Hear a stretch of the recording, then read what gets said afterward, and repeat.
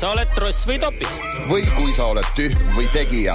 Leiame sind varem või hiljem kindlasti üles. Top 3 nädala 4 tuhmimat topist. Igal reedel Raadio 2 hommikuprogrammis Silmad lahti.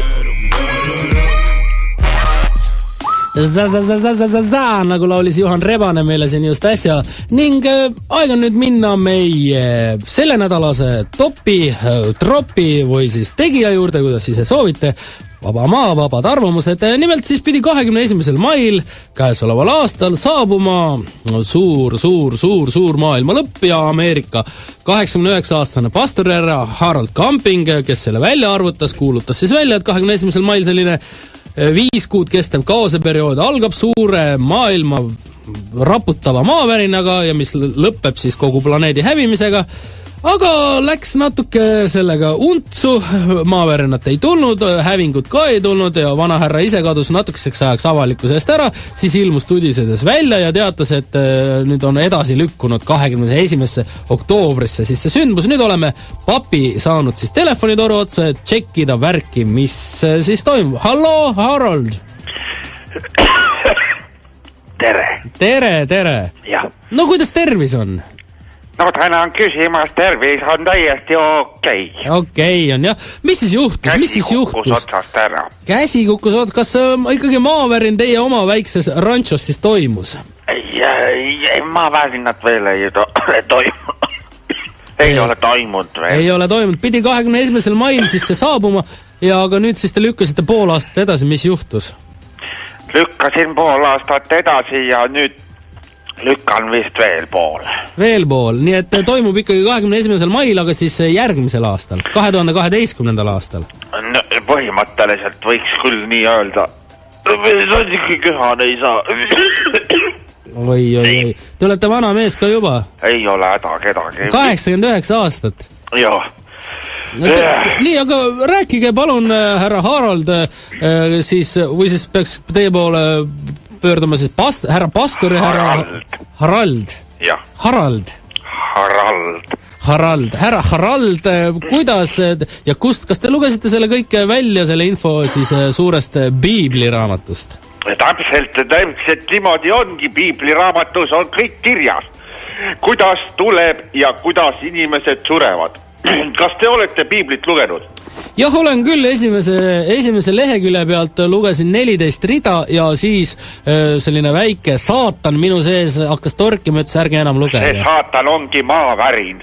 See ongi lõpp ja seal on kõik kirjas. Kuidas ma selle välja leidsin? Võin teile kohe öelda. Palun.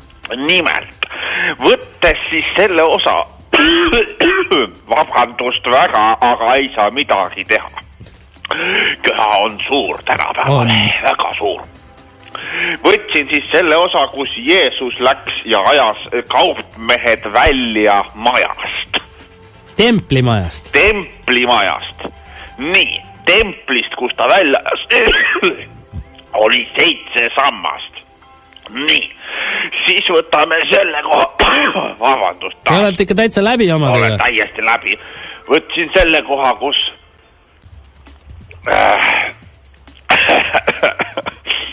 võtsin siis teise koha, kus oli 4 meest, tulid mööda teed. 7 + 4 on 11. 2011 on meil aasta. Ja 21 mai tuli sellest, et kogu Piibli tegevus toimus planeedil Maa. Võib nii öelda. Võib, peab ütlema. Võib vahetada ära ühe tähe. Maa, mai. Vaheta nii A vastu või tähendab vastu A vii vastu on mai. Nii, kuu on olemas. Järgi jääb veel ainult mõelda välja õige kuupäev. Ja, loomulikult. 21. 2 on Jeesus ja püha vaim. Ja 1 on Jumal. 21 mai 2011 maailma lõpp. Nii lihtne see on. Mul läks sellega aega 69 kuni 74 aastat, et sellele järeldusele jõuda. Ja nüüd siin me oleme. aga maailma lõppu ei tulnud.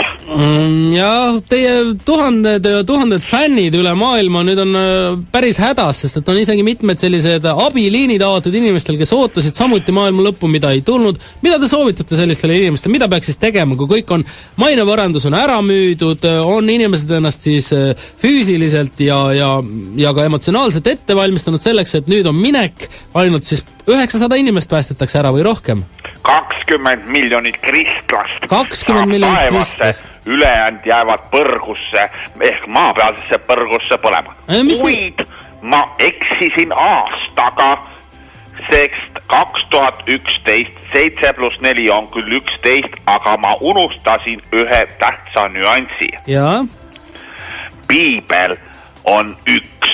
See tähendab, et 7+4 + 1 on 12. 2012, 21 mai saabub siis lõpp. Olgu, nüüd ma sain aru küll. Et selles mõttes kõigile, kes on midagi maha müünud, ärge ostke ainult endale aastaks ajaks mingid asjad, kauemaks ajaks pole vaja.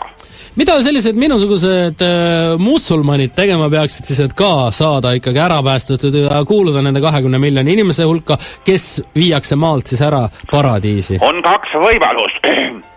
Kas te maksate kohe ära kirikule meie sisseastumismaksu 30 000 taala ja astute meie kogukonda ja saate päästetuks. Et elada igavest elu või teine on see, et pärast tänast tööpäeva hüppate rehepeksumasinasse. Ma lähen siis ju katki. No see siis lähedki põrgusse ja siis polegi pikemat juttu. Et ise peaksin minema? No ei, no see, kui sa ikka kirikusse astu, siis ei ole sul nagu midagi teha. No aitäh. No nii on, sellised on seadused, see on piiblis kirjas. No